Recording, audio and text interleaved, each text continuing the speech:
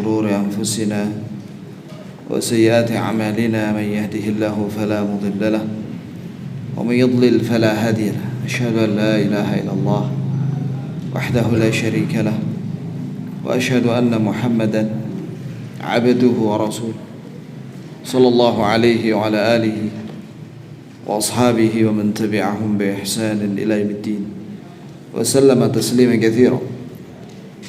اللهم ارزقنا علما لا ينسى، اللهم انفعنا بما علمتنا وعلمنا ما ينفعنا وزدنا علما واهدنا إليك صراطا مستقيما.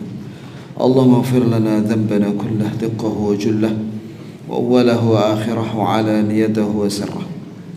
Amma ba'd, jamaah sekalian, barakallah li wa lakum fi afiyah. Penulis yaitu Syekh Al-Imam Al-Muzani rahimahullah menyatakan wala kana rabbuna naqisa fayazid.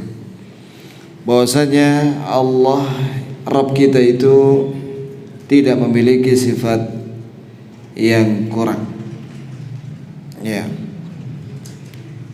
Tidak ada bagi Allah Azza wa Jalla kekurangan atau aib sehingga membutuhkan tambahan dari siapapun. Allah Azza wa Jalla, di sini kata Syekh Abdul Razzaq hafizahullah, "Fallahu jalla jalaluhu muttasifan bi sifatihi bil azal, falam yakun naqisan." Ini Allah Azza wa Jalla memiliki sifat dari dulu.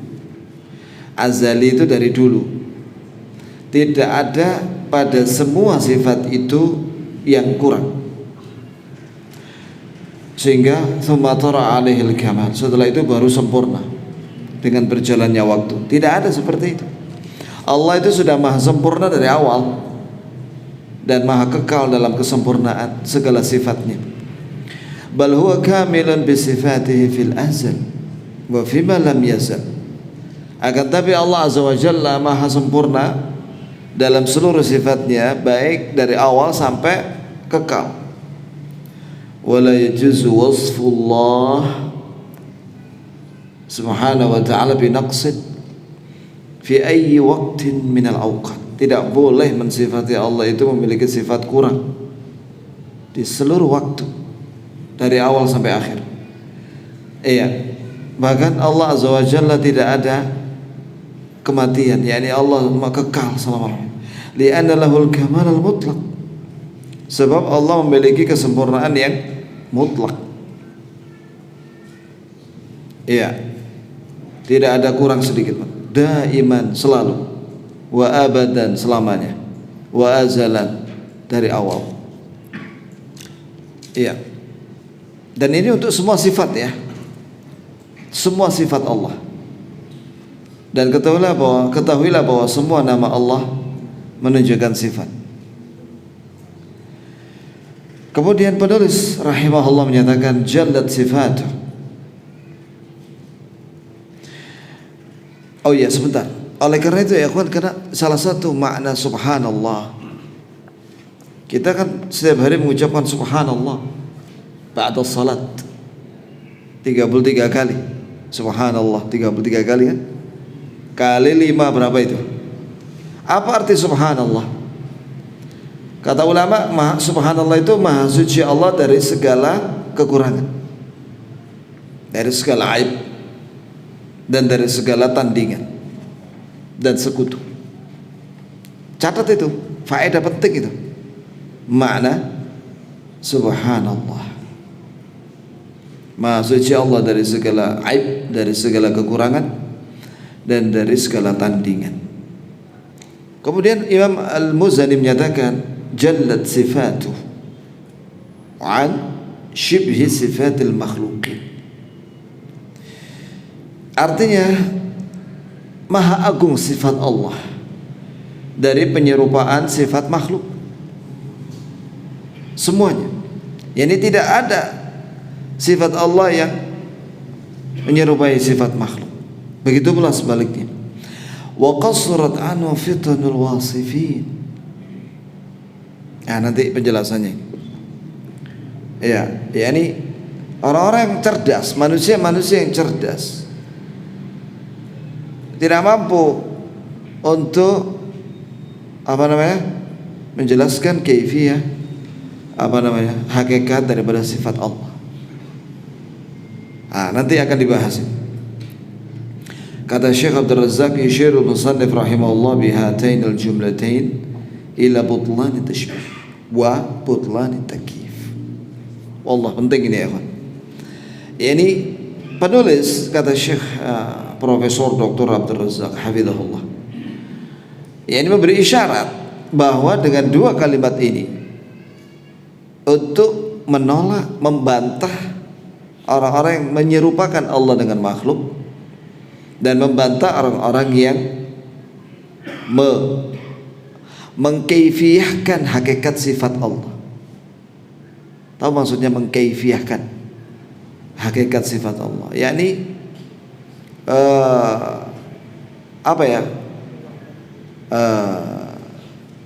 menjelaskan hakikat sifat itu tanpa dalil. Itu dilarang dalam agama. Yang dibolehkan cuma menjelaskan makna. Adapun hakikat sifat itu, hakikat sifat makna itu nufawwidhu ila Allah, kita serahkan sama Allah. Nanti contohnya, fal jumlatul ula, kalimat sempurna yang pertama yaitu jallat sifatuhu an shibhi sifatil makhlukin. Allah Maha Agung, sifatnya dari penyerupaan sifat makhluk semuanya. Fiha butlan tashbih. Di dalam kalimat ini terkandung bantahan terhadap orang-orang yang mentashbih. Apa mentashbih itu ya kawan? Mentashbih itu menyerupakan Allah dengan makhluk. Hukumnya apa itu? Haram. Haram ya kawan. Bahkan salah satu macam syirik itu adalah menyerupakan makhluk dengan sebagian daripada sifat Allah yang khusus. Contoh, Allah punya sifat yang khusus yaitu menciptakan dari tidak ada menjadi ada, menciptakan makhluk dari tidak ada menjadi ada, dan mengatur seluruh makhluk. Tiba-tiba ada manusia meyakini bahwa ada makhluk yang bisa mengatur alam semesta. Siapa itu? Contohnya orang-orang Sabi'in. Agama Sabi'in itu, kata Ibnu Qayyim dalam Ad-Da' wad-Dawa, ketika menjelaskan macam-macam syirik, mereka meyakini bahwa bintang-bintang itu bisa mengatur, dan itu diyakini orang sampai hari ini. Iya. Kamu lahir bulan apa? Maret. Oh, kamu Pisces bintangnya. Maka kalau Pisces itu begini nasibnya, begini. Diatur sama bintang itu. Ini keyakinan daripada agama Sabi'in. Hati-hati ya ikhwan. Jangan percaya dengan astrologi itu, ilmu perbintangan. Ya, ini bintang itu bisa mengatur nasib manusia. Syirik ini. Ada lagi yang meyakini adanya dewa-dewa, dewa-dewi yang bisa mengatur rezeki, mengatur ini itu segala macam. Ini tasbih. Syirik dalam menyerupakan, menyamakan makhluk dengan Allah Subhanahu wa ta'ala. Syirik itu. Seperti kaum Sabi'in dan juga Quraisy. Quraisy itu ya ikhwan, antum tahu Quraisy itu bangsa Arab, tinggal di Mekah mayoritas. Mereka itu memiliki 360 berhala di dalam Ka'bah, dan ada 3 berhala yang besar. Lah apa maksudnya di sini? Jadi begini. Jadi mereka itu punya keyakinan bahwa kalau berdoa dan beribadah itu harus kepada berhala yang kecil dulu. Nanti berhala yang kecil ini menyampaikan kepada berhala yang di atasnya yang gede, yaitu yang Lata Uzza Manat itu. Kemudian Lata Uzza Manat akan menyampaikan kepada Allah. Ini syirik. Kok bisa syirik? Ya, syiriknya dalam hal apa ini? Jelas mereka berdoa langsung kepada berhala itu syirik. Menyerahkan ibadah mereka kepada berhala-berhala yang banyak itu syirik. Dan juga menyamakan Allah dengan penguasa di dunia, bahwa Allah itu butuh perantara atau ajudan. Begitu pula raja-raja di dunia, presiden, wali kota butuh ajudan. Jadi kita kalau mau ke wali kota, kalau ke penguasa di dunia harus lewat perantara. Nah begitu pula dengan Allah, kata mereka, harus lewat berhala-berhala ini, supaya berhala ini mendekatkan mereka kepada Allah, menyampaikan ibadah mereka kepada Allah, dan doa-doa mereka akan disampaikan kepada Allah. Itulah syiriknya Quraisy, menyerupakan Allah dengan penguasa di dunia, membutuhkan apa? Perantara. Syirik. Ya, kemudian jadi inilah batilnya penyerupaan makhluk dengan Allah. Itu bahasa Arabnya tashbih. Wa qiyasillah bi khalqihi, sama maknanya. Ya, ini menyerupakan Allah dengan makhluknya. Itu enggak boleh. Dalilnya Al-Qur'an surat Asy-Syura ayat 11. Wa laisa kamitslihi syai'un wa huwas samiul basir. Allah itu tidak sama dengan segala sesuatu. Tidak ada yang sama dengan Allah. Apapun juga yang ada pada makhluk itu tidak ada yang sama dengan Allah dalam segala hal.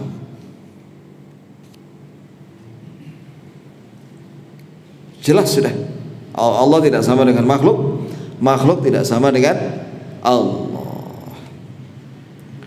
Kemudian wa huwas samiul basir, dan dia maha mendengar segala suara yang ada di langit dan di bumi. Dan al-basir, maha melihat seluruh makhluknya yang ada di langit dan di bumi. Dan di antara keduanya, qala al-Imam Ahmad rahimahullah, berkata Imam Ahmad, oh ya sebentar ya, di sini ada satu faedah penting ayat ini, surat Asy-Syura ayat 11. Padahal ayat laisa kamitslihi syai'un, Allah tidak sama dengan segala sesuatu. Di sini diambil kaedah oleh para ulama Ahlus Sunnah seperti Syekhul Islam Ibn Taimiyah, ya, dalam buku-bukunya, dan yang lainnya para ulama, bahwa kita kalau menafikan, meniadakan sifat yang tidak pantas bagi Allah itu secara global, Allah tidak sama dengan segala sesuatu, titik, secara global. Nah, itulah kandungan yang pertama pada ayat wa huwas samiul basir, dan dia maha mendengar lagi maha melihat, bahwa menetapkan sifat bagi Allah itu harus terperinci berdasarkan yang Allah sebutkan dalam Al-Quran, sifat-sifat itu, dan yang disebutkan oleh Nabi SAW dalam hadis yang sahih. Orang-orang Asy'ariyah sebaliknya. Antum harus tahu ini ya. Ini jarang dibahas. Iya. Tapi dibahas di sekolah-sekolah di Madinah, di Saudi. Yaitu orang-orang Asy'ariyah mengatakan, jadi kalau ditanya, bagaimana sifatkan tentang kami Allah itu, bagaimana sifat Allah? Dia bilang apa? Allah itu tidak di atas, tidak di bawah, tidak di luar alam, tidak di dalam alam. Allah itu tidak punya warna, tidak punya rasa, tidak punya apa saja, punya. Dia menafikan, meniadakan sifat bagi Allah yang tidak pantas itu dengan rinci. Padahal Allah tidak seperti itu. Menafikan, meniadakan sifat yang tidak pantas itu dengan kalimat global, bukan rinci. Kalau kita tanya sama orang Asy'ari, kenapa kamu mengatakan Allah tidak punya warna? Mana kalimat di Quran, hadis yang mengatakan bahwa Allah tidak punya warna, tidak punya rasa, tidak di luar alam, tidak di dalam alam, tidak di utara, tidak di timur, tidak di barat, tidak di selatan? Bingung mereka. tentang di mana posisi Allah itu bingung mereka. Padahal Allah sendiri yang memberitakan tentang di mana posisinya dia. Ar-Rahmanu 'alal 'arsy istawa. Allah yang Maha Penyayang ada di atas arsy, tinggi, jauh tinggi. Loh kan gampang toh? Siapa yang beritahu? Allah. Ada 6 ayat yang seperti itu. Ar-Rahmanu 'alal 'arsy istawa. Tsumma istawa 'alal 'arsy. Arti istawa ala menurut bahasa Arab sinonim dengan ala wartafa'a, tinggi dan meninggi jauh. Jadi Allah itu jauh tinggi di atas arsy, tidak nempel di arsy. Allah tidak nempel di arsy, tidak duduk di arsy, dan tidak pula di dalam arsy, tapi jauh tinggi di atasnya arsy, jauh tinggi.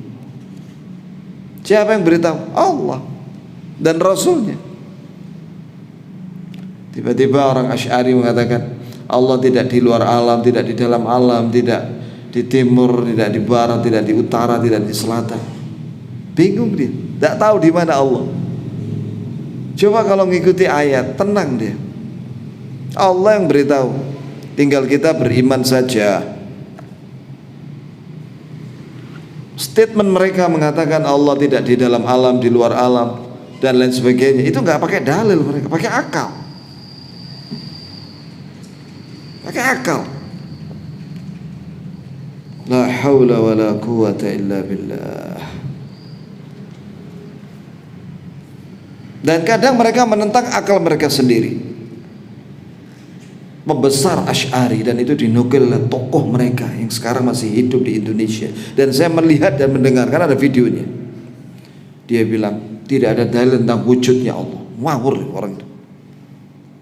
Subhanallah. Padahal menurut akal semua yang ada ini makhluk, iya pasti ada yang menciptakan. Jangankan langit dan bumi yang gede, antum kalau lihat di luar situ ada di lantai itu, di keramik itu di halaman masjid, ada jejak kakinya kucing misalnya. Kucing karena habis dari mana gitu hujan-hujan dia lumpur nginjek masuk sini. Jalan-jalan dia cari minum atau apa. Ya. Nah, ada jejaknya kucing di situ. Berarti ada kucing yang lewat. Mana ada jejak kucing di lantai terus dia mengatakan tidak ada kucing lewat? Mana akal dia? Itu mereka menentang akalnya sendiri. Ya itulah ya kawan, kalau orang menuhankan akalnya akhirnya bingung, jadi orang bingung. Tapi kalau orang menundukkan akalnya kepada wahyu dan memahami wahyu itu dengan makna menurut sinonim dalam bahasa Arab, mudah. Makanya kata Ibnu Abil Izz Al-Hanafi dalam Syarah Aqidah Tahawiyah, beliau mengatakan begini: al-aqlu baina yadayil wahyi kamathalil khadimi awil abdi baina yadayi sayyidihi. Akal di depan wahyu Quran Sunnah itu umpamanya seperti budak atau pembantu terhadap tuannya. Harus apa? Nurut.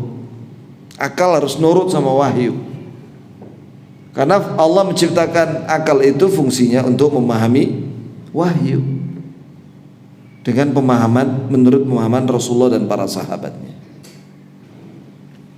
Bukan akal ngangkangi wahyu dengan mengatakan, nah ini pernyataan orang Mu'tazilah, bahwa apabila dalil wahyu yaitu Quran atau hadis bertentangan dengan akal, kata mereka harus dirubah maknanya, ditakwil. Itu kata orang Mu'tazilah. Ahlu sunnah tidak demikian. Ahlu sunnah mengatakan bahwa akal yang sehat tidak bertentangan dengan dalil yang sahih. Ibnu Taimiyah ngarang buku Dar'ut Ta'arud Bainal Aqli wan Naql 11 jilid sakmene ya, untuk membantah kaedahnya orang Mu'tazilah itu yang mengatakan bahwa akal itu jika bertentangan wahyu jika bertentangan dengan akal manusia harus ditolak atau dibelokkan jauh artinya.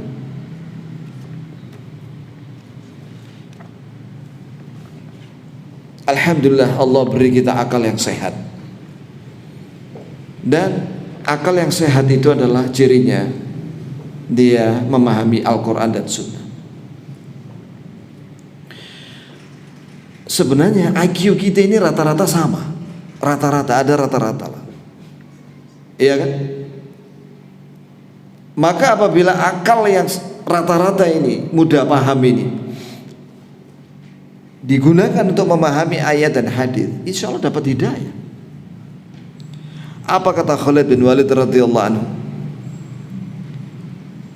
Dia itu tahu Nabi semenjak Nabi dakwah pertama kali di Mekah selama 13 tahun. Kapan Khalid bin Walid masuk Islam radhiyallahu anhu? Ketika penaklukan kota Mekah pada tahun 8 Hijriah. Yaitu 13 tambah 8 piro? 21 tahun setelah Nabi dakwah baru dia masuk Islam. Ditanya sama temannya, kenapa kamu gak dari awal masuk Islam? Kok baru sekarang kamu masuk Islam? Setelah Nabi dakwah lama 21 tahun. Apa dia bilang? Dulu kami tidak menggunakan akal kami, karena akal kami kita serahkan kepada tokoh-tokoh Quraisy. Apa kata akalnya tokoh Quraisy? Siapa itu? Abu Jahal, Abu Lahab, dan lain-lainnya. 70 sonadi itu Quraisy, tokoh Quraisy itu mati semua di mana? Badar, perang Badar. Setelah mati mereka semua, baru mikir ini yang taklid tadi, yang tidak pakai akalnya tadi, yang akalnya diserahkan kepada orang yang pandai ngomong, ya, dianggap akalnya paling gede, sadar. Apalagi pengikutnya Nabi tambah banyak sallallahu alaihi wasallam, ada 10.000 waktu penaklukan kota Mekah itu, tentaranya ada 10.000. Nyerah sudah Khalid. Benar berarti Rasulullah. Barulah dia enggak taklid lagi dengan manusia. Makanya wa idza qila lahum ittabi'u ma anzalallah qalu bal nattabi'u ma alfaina alaihi aba'ana. Ketika dikatakan kepada mereka, orang-orang kafir musyrik itu, ikutilah wahyu yang Allah turunkan kepada nabinya. Apa kata mereka? Bal nattabi'u ma alfaina alaihi aba'ana. Bahkan kami hanya mengikuti apa yang ada di nenek moyang kami. Gak pakai akal sudah mereka. Mereka tundukkan akal mereka dengan nenek moyang. Gak mau digunakan akalnya untuk mikir. Makanya mereka menyesal, orang-orang kafir itu yang tidak mau menggunakan akalnya untuk memikirkan wahyu Allah, nyesal pada hari kiamat. Wa qalu law kunna nasma'u aw na'qilu ma kunna fi ashabis sa'ir. Mereka berkata, ini berkata di neraka, sekiranya kami dulu di dunia mendengar ayat Allah dibacakan dan kami memikirkannya dan memahaminya, tentu kami tidak akan menjadi penghuni neraka yang panas.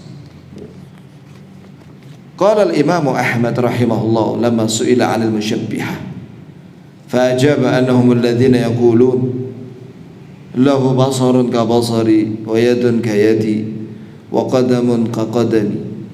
Imam Ahmad rahimahullah, Imam Ahli Sunnah wal Jamaah yang terkenal ya, yang sabar dikebukin sama Al-Gojo selama 30 bulan mempertahankan akidah Quran itu kalamullah, firman Allah bukan makhluk. Ditanya sama muridnya, siapa musyabbihah itu?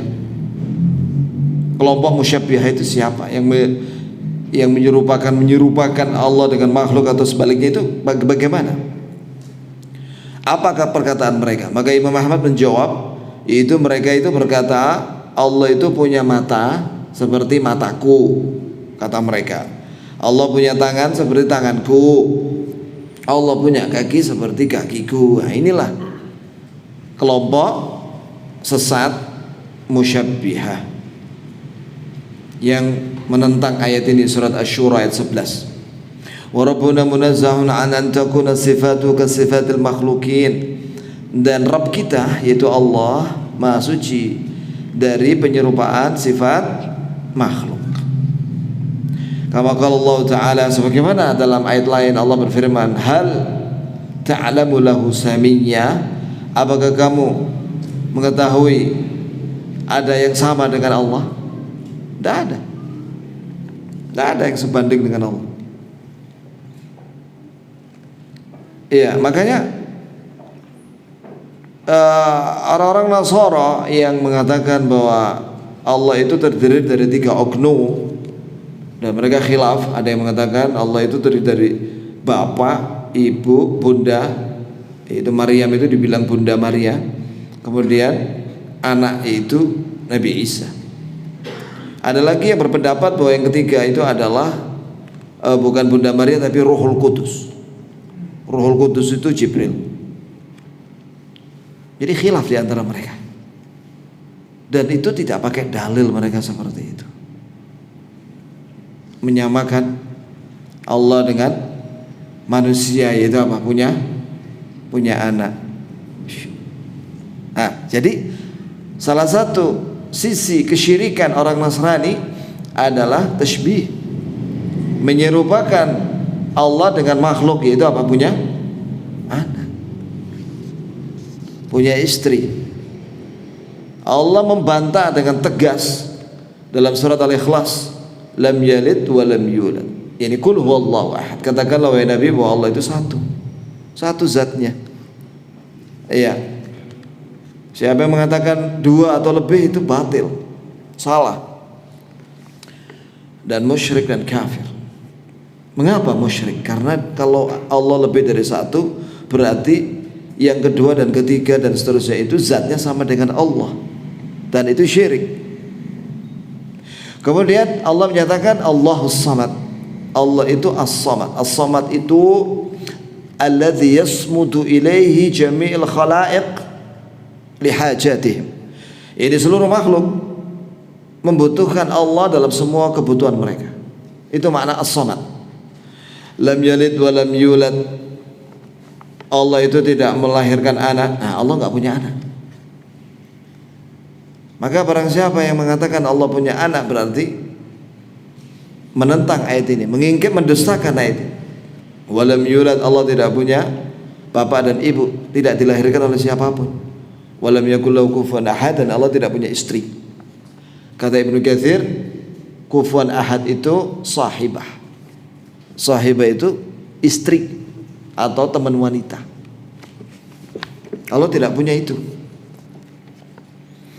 Kemudian wa qala ta'ala wa lam yakul lahu kufuwan ahad. Allah tidak memiliki istri atau teman wanita. Laisa kamitslihi syai'. Ini sudah kita bahas tadi. Nah, kemudian tasybih itu ada 2 macam kata Syekh. Yang Allah sucikan dari tasybih itu ada 2 macam. Yang pertama tasybihun lil khaliqi bil makhluk, yaitu menyamakan khalik yaitu Allah dengan makhluk. Makhluk itu apa ya? Sesuatu yang diciptakan oleh Allah. Seperti pernyataan seseorang, yadullah ka'aidina, tangan Allah seperti tangan kita. Wa sam'uhu ka sam'ina, pendengaran Allah seperti pendengaran kita, dan seterusnya. Ini tidak boleh diucapkan oleh seorang muslim. Yang kedua, tasybihun lil makhluk bil khaliq, menyerupakan makhluk dengan khaliq. Sawa'un kana al makhluk nabi, apakah makhluk itu seorang nabi? Tidak boleh menyerupakan nabi dengan makhluk. Nanti ada kasih contoh ya. Syekh Abdul Razak kasih contoh sama kita nanti. Wali atau wali. Waliullah disamakan dengan Allah, atau yang di bawahnya mereka semua, di bawahnya nabi dan wali. Orang zaman sekarang ini nasallahu salamatul afiyah, ada yang nyembah sapi, ada yang nyembah tikus. Berarti kan menyamakan sapi dan tikus dengan Allah. La haula wala quwata illa billah. Bi an yu'ti al makhluk ba'dha au yu'tal makhluk ba'dha khasaisil khaliq. Nah, ini pengertiannya, yaitu yang dimaksud dengan menyerupakan makhluk dengan Allah, memberi kepada makhluk sifat ya seperti sifat yang khusus bagi Allah. Ya, nanti kasih contoh yang panjang nanti. Wa tasbih yaqu fi anwa'i tauhid tsalath. Ya ini penyerupaan makhluk dengan Allah dalam hal sifat-sifat yang khusus bagi Allah disamakan dengan makhluk itu dalam 3 perkara. Itu rububiyah, uluhiyah dan asma wa sifat. Faminhum, maka di antara mereka ini syirik ini ya kawan. Tasbih yang ini jelas semuanya syirik ini. Menyerupakan makhluk memiliki sifat yang khusus seperti Allah memiliki sifat yang khusus. Dalam hal apa? Isyabbihul makhluk bil khaliq fi rububiyyatihi. Menyerupakan makhluk dengan Allah dalam hal rububiyah. Apa rububiyah itu? Siapa yang tahu? Rububiyah itu apa artinya? Pernah loh saya sampaikan di sini. Masa lupa? Rububiyah itu ada 3. Maha menciptakan, Maha memiliki alam semesta, dan Maha mengatur alam semesta. Maka barang siapa yang meyakini ada makhluk yang bisa menciptakan makhluk dari tidak ada menjadi ada seperti Allah, maka dia musyrik, karena jatuh ke dalam tasbih yang khusus bagi Allah dengan makhluk, disamakan dengan makhluk. Barang siapa yang menyatakan bahwa ada makhluk yang memiliki alam semesta seperti Allah, maka dia musyrik. Wallahi saya pernah lihat ada sebuah video. Ya, video ini apa perlu saya sebut ya? Enggak perlu ya? Kayaknya enggak perlu deh, ya. Tapi dia ini dari Banjar, terkenal ini videonya. Setelah kematian gurunya, dia bilang guru kita ini punya surga sendiri, maka dia berhak menentukan siapa-siapa yang masuk surga. Subhanallah. Mana dalilnya Pak? Masa kiai punya surga? Subhanallah. Kayak developer punya apa namanya, kaplingan rumah itu loh. Siapa yang ikut saya tak kasih kaplingan, ngono. Subhanallah. Surga itu milik Allah. Mana bisa gurumu menentukan kaplingan untuk murid-muridnya? Ngawur itu. Ya. Itu pengikutnya ribuan ya, akhi. Nah, ini tugasnya orang-orang Kalimantan untuk mendakwai. Itu tugasnya. Ya.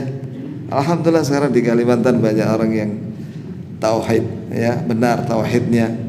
Mudah-mudahan Allah kasih hidayah buat Banjariyin, amin ya rabbal alamin, dan yang lainnya. Karena Kalimantan bukan hanya Banjar ya kawan, ada Kutaiyin, ada Dayakiyin, Dayak, ya, ada lagi yang lainnya, pendatang. Kemudian begitu pula dalam hal mengatur. Siapa yang meyakini bahwa ada makhluk yang bisa mengatur alam semesta seperti Allah, musyrik dia. Walaupun dia tiap hari mengucapkan la ilaha illallah. Kadang dia baca la ilaha illallah itu 1000 kali berjamaah. Tapi keyakinannya seperti itu. Oh, gurunya punya kaplingan di surga, dia bisa ngatur-ngatur siapa yang masuk surga. Subhanallah. Nabi aja gak bisa. Nabi tidak bisa berhidayah kepada pamannya Abu Thalib. Nabi kita Muhammad SAW sedih ketika meninggalnya Abu Thalib di atas kesyirikan. Tiba-tiba ada orang sekarang bilang dia berhak untuk memilih siapa yang masuk surga, yang menjadi hak dia. Syirik itu tanpa dia sadari. Kemudian wa minhum man yushabbihul makhluq bil khaliq fi uluhiyati. Ini menyamakan makhluk dengan Allah dalam hal sifat Allah yang khusus, yaitu uluhiyah. Uluhiyah itu apa ya? Ibadah. Ini barang siapa meyakini bahwa ada makhluk yang berhak untuk diserahkan kepada makhluk itu ibadah sama seperti Allah, maka dia musyrik. Seperti orang Quraisy dahulu menyerahkan sembelihan hewan mereka, ternak mereka kepada berhala yang bernama Al-Manat. Kenapa berhala itu dinamakan Al-Manat? Di dalam kitab Tauhid, ya, dalam syarahnya dijelaskan likathrati ma yumni minal bahaib aw ma yuhraqu min ad-dima min bahimatil an'am. Ini banyaknya hewan ternak yang ditumpahkan darahnya di situ, dengan keyakinan bahwa berhala Al-Manat ini akan menyampaikan ibadah korban mereka kepada Allah. Maka Allah bantah dalam Al-Quran, la yanalallahu luhumuha wala dima'uha walakin yanaluhu taqwa minkum. Tidak akan sampai kepada Allah daging dan darah daripada hewan kurban itu. Yang sampai kepada Allah adalah keikhlasan kalian. Jadi kita ini harus ikhlas dalam segala hal, baik dalam ibadah wajib, sunnah, bahkan dalam kehidupan di dunia ini ikhlas, cari ridha Allah. Barang siapa yang ibadah termasuk di dalamnya misalnya korban, gak ikhlas, dia bukan karena Allah, maka gak diterima. Nah, orang-orang Quraisy itu mereka dahulu bernazar untuk berhala, menyembelih hewan kurban untuk berhala. Mereka itu kalau berdoa ketika lagi bahagia kepada berhala, minta sama berhala. Kalau lagi susah, minta sama Allah. Tapi orang musyrik zaman sekarang ini, baik dalam keadaan senang atau susah, minta sama selain Allah. Mana yang lebih sesat? Zaman sekarang. Allah musta'an. Selanjutnya, wa minhum man yushabbihul makhluq bil khaliq fi asma'i wa sifati. Dan di antara mereka ada yang menyamakan makhluk dengan khaliq dalam sifat yang khusus, dalam hal nama dan sifat. Contoh, kalau penulis memberikan contoh di kalimatnya Al-Busiri, saya kasih contoh yang lebih gampang, yaitu keyakinan sebagian orang yang meyakini bahwa ada makhluk yang memiliki ilmu gaib. Siapa itu? Dukun. Hati-hati ya kawan. Dukun atau tukang sihir atau tukang ramal. Azan ya akhi. Azan dulu baru kita sampaikan.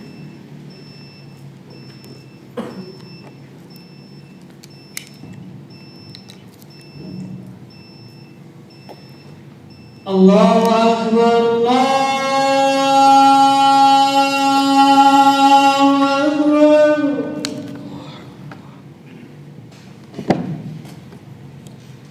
Allahu Akbar,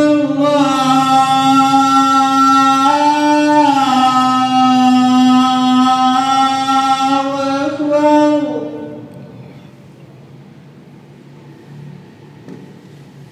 Asyhadu an la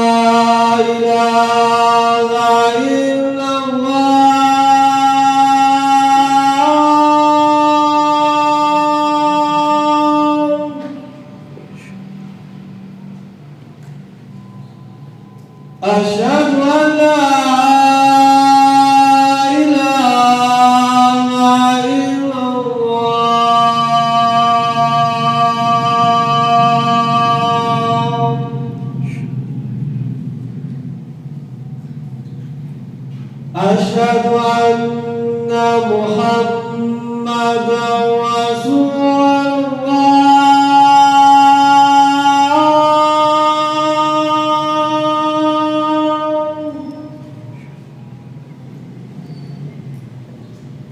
أشهد أن محمدا رسول الله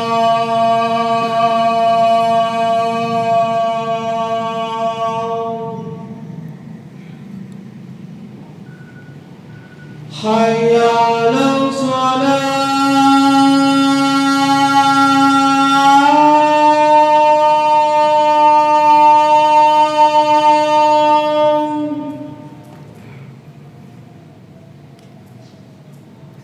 حي على الصلاة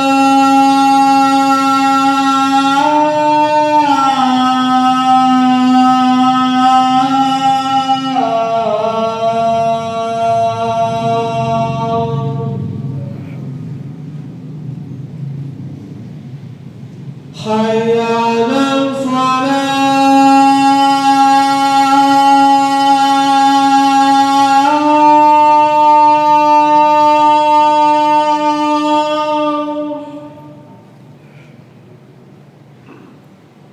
حي على الفلاح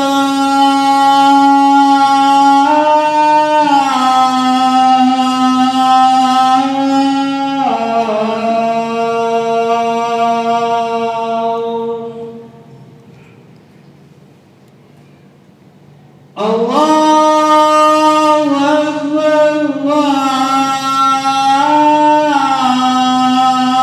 الله أكبر لا إله إلا الله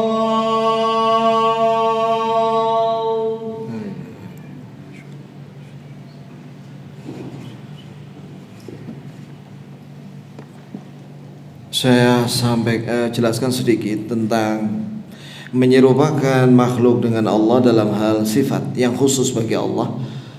Seperti bahwa Allah memiliki sifat maha mengetahui yang gaib, alimul ghaibi. Allah itu mengetahui yang gaib. Ya, kalau dalam hadis, innaka anta allamul ghuyub. Sesungguhnya engkau ya Allah maha mengetahui segala yang gaib. Terus ada manusia mengaku diri punya ilmu gaib, seperti dukun-dukun, tukang ramal. Dari mana mereka kadang bisa tahu, bisa menebak ada pencuri di rumah orang? Itu karena dibantu sama jin. Jin peliharaan dia itu yang dia sembah itu memberi syarat harus disembah jin itu supaya dia memberitahu siapa yang mencuri. Karena jin itu kan dia bisa melihat manusia, dia nggak bisa dilihat oleh manusia, dan dia bisa kerjasama dengan jin-jin yang lainnya.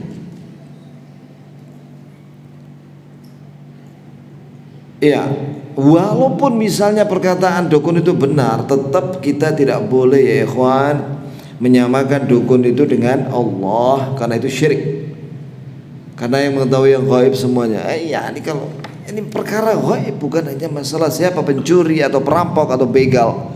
Gaib itu apa yang telah terjadi, apa yang sekarang sedang terjadi di alam ini, dan apa yang akan terjadi selamanya. Itu gaib, dan hanya Allah yang tahu. Dan haram kita mendatangi dukun. Kata Nabi sallallahu alaihi wasallam, "Man ata kahinan lan tuqbal salatuhu 40 lailah." Barang siapa yang mendatangi dukun tidak diterima salatnya 40 malam.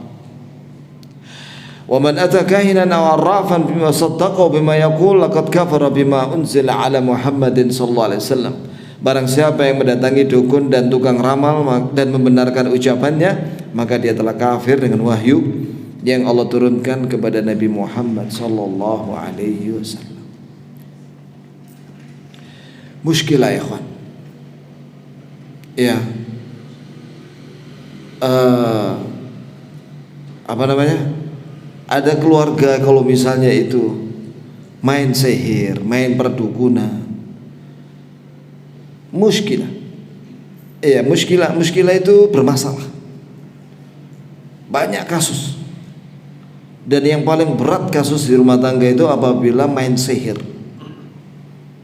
Siapa yang main sihir? Mungkin ya nih mertuanya datang ke tukang sihir untuk nyihir menantunya, atau dia sendiri keluarga itu yang melakukan ritual sihir dan perdukunan. Wah, muskilah. Banyak setan. Ya. Ada seorang kawan itu, istrinya itu disihir sama mantan pacarnya. Itu bertahun-tahun, sampai hari ini gak sembuh-sembuh. Sampai dioperasi, dibuka ini tempurung kepalanya, kata suaminya, sampai suaminya meninggal. Bayangkan coba. Jadi antum kalau cari istri, cek. Iya, jangan cuma aku cinta. Ya, lihat keluarganya. Lihat keluarganya adalah keluarga perdukunan. Hati-hati antum. Gak senang titik didukunin antum. Iya. Itu muskilah. Dan antum harus tahu di Indonesia ada wilayah-wilayah yang menjadi markasnya mereka. Banyuwangi. Nah, hati-hati. Ya tanya-tanya dulu. Bibit bobot bebetnya itu, ya. Ada lagi mana? Banten. Terus Dayak. Kuat sekali tuh sihirnya. Kuat sekali. Walaupun sebenarnya Allah menyatakan inna tipu daya syaitan itu lemah. Inna kata syaitan kana dha'ifa. Bahwa tipu daya syaitan itu lemah.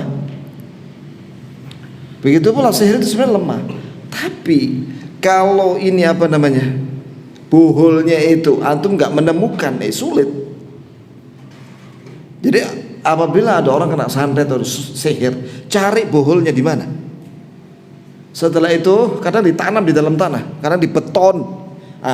Itu cari, bongkar, kemudian terus dibacakan Quran, terus dibakar.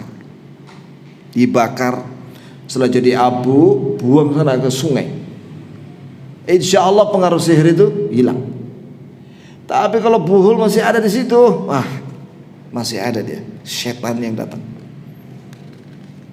Itu ya. Itulah kejahatan tukang sihir. Makanya dalam Islam tukang sihir itu dihukum mati. Jangan didatangi, jangan ditanya-tanya, jangan diwawancarai.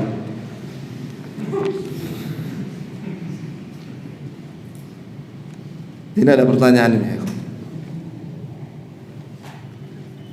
Katanya saya pernah membaca tulisan seorang yang mengatakan syirik rububiyah yang paling berbahaya di zaman ini adalah mengganti hukum Allah dengan hukum buatan manusia. Apakah itu benar?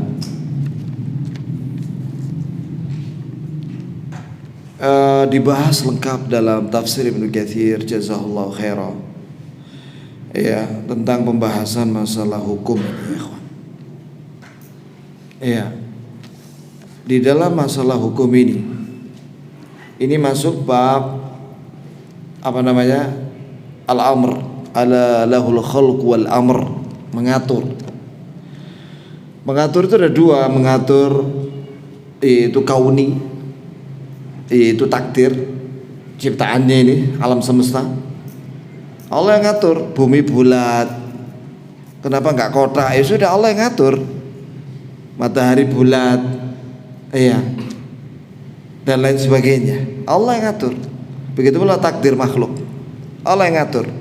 Kemudian yang kedua, al-amru syar'i, perkara syar'i itu hanya Allah, ala lahul khalq wal amr, milik Allah hak menciptakan dan mengatur, termasuk syariat. Saya tahu ini adalah syubhat, tujuannya untuk mengkafirkan pemerintah. Ya ikhwan, untuk materi ini sebenarnya materi yang besar, dan ini yang bahas adalah mufti atau ulama besar. Karena apa? Karena ini menyangkut banyak dalil dan banyak ilmu. Di antaranya tentang takfir muayyan, Itu ada syarat-syaratnya, ada 2. Kemudian ya ini mengkafirkan seorang. Kemudian ini berkaitan pula dengan si pelaku itu, apakah dia jahil, apakah dia seorang hakim yang mencari uang suap sehingga dia merubah, tidak pakai hukum Allah tapi pakai hukum selainnya, tidak adil. Kemudian ada lagi yang terang-terangan. Nah ini berbeda-beda hukumnya. Iya, ada yang mentakwil. Kemudian mengenai apakah dia muslim, nah itu perlu bertanya kepada dia. Ketika ente tidak menggunakan hukum syariat Islam, apakah ente mengingkari kebenaran hak syariat Islam? Nah ini panjang ceritanya. Tidak bisa pendek, sumbu pendek langsung kafir. Tidak bisa ya, karena ini urusannya ulama, bukan urusan kita orang, bukan urusan antum. Serahkan sama ulama, karena ilmunya banyak, ya dalilnya banyak, terus syarat-syaratnya juga harus diketahui dan harus disampaikan kepada yang bersangkutan. Yang paling penting adalah pemimpin itu adalah cerminan rakyat. Iya, makanya ketika sholat subuh, contohnya sholat subuh ya, apakah penguasa kita melarang sholat subuh? Tidak. Lah kenapa banyak orang nggak sholat subuh? Jadi yang bermasalah ini siapa? Masalah sholat subuh, sehingga banyak orang meninggalkan sholat subuh di masjid. Rakyat, ya dakwai rakyatnya. Penguasanya rajin sholat, dan itu baru sholat. Kan hukum kan termasuk sholat. Dan di Indonesia ini alhamdulillah ada hukum pernikahan, hukum perceraian, hukum waris, hukum wakaf. Ada beberapa hukum termasuk haji dan yang lainnya diatur oleh penguasa. Kita syukuri yang ada. Semoga Allah tambah lagi dengan nikmatnya, sehingga Allah beri hidayah tambah banyak lagi. Lah ngono sebenarnya kan. Kita orang bahas iki terus muan teman-teman sampai penguasa. Ya, kama takunun yuwalla alaikum, sebagaimana kalian wahai rakyat, Allah akan memberi pemimpin seperti kalian. Kalau rakyatnya suka bohong, ya sama. Begitulah seterusnya. Subhanakallahumma bihamdik, asyhadu an la ilaha illa anta, astaghfiruka wa atubu